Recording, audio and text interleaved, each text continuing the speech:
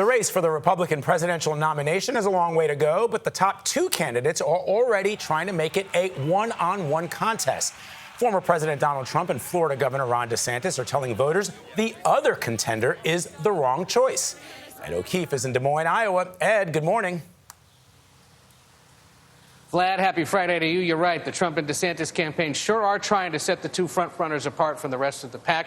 The former president was here in Iowa yesterday talking to voters, appearing last night on Fox News. While Governor DeSantis was up in New Hampshire, he's in South Carolina today, making his case.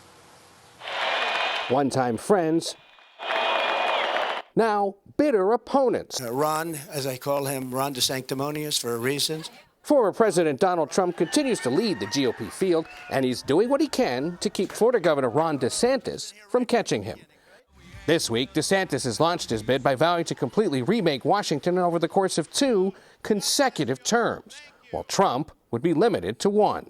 We will work incredibly hard day after day for 2 terms over an 8-year period to deliver results. I've been watching DeSantis go out and say, I've got 8 years. It's going to be 8 years. Let me tell you something. Right there, you should vote against him. It'll take me 6 months to have it totally the way it was. Asked about what Trump said, DeSantis responded. Anyone that tells you, oh, I'll take care of it, it'll be done in 1 day or 6 months, they're selling you a bill of goods. The governor has mostly focused on taking on President Biden. On Thursday in New Hampshire, he criticized the president for pushing the Democratic Party to drop New Hampshire as its first primary state. He's doing that for his own interest. That's not the interest of our republic, and I think this is a tradition that's worked very well. So I'm happy to be participating in this, and I'm glad the Republicans are going to keep it on the calendar. And what does DeSantis make of Trump's attacks? I don't think that's what voters want. And honestly, I think that his conduct, which he's been doing for years now, I think that's one of the reasons he's not in the White House now, because I think he alienated too many voters. But on his second official day of campaigning, DeSantis got noticeably irritated when a reporter wondered why he's yet to take questions from voters. What are you talking about? I'm not here working with people. Are you blind? What? Are you blind? I'm not blind. Okay, so people are coming up to me, talking to me, whatever they want to talk to me about. He had a very bad day today. He got very angry at the press.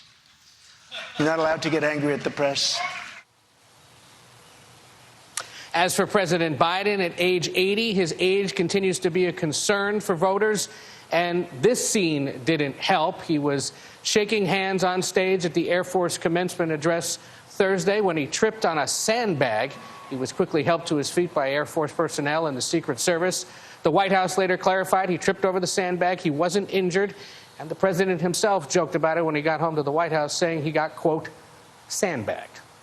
Errol? Well, at least he's making a joke about it. Yeah, and I can see those Republican attack ads being edited as we speak. Thank you very much. But, Ed, before you go, couldn't anybody have tripped, honestly, couldn't anybody have tripped over a sandbag? You could have done it. I could have done it. Sure, but they're not an 80-year-old president, the oldest that's ever served, amid concerns from voters that somebody that old may not be able to serve as president. Okay, all right. We'll see. Yeah, that's a good point. And he doesn't like questions about his physical or cognitive ability. Take it from me, but it'll certainly be a narrative coming up. Yes, all right, Ed, thank you for that.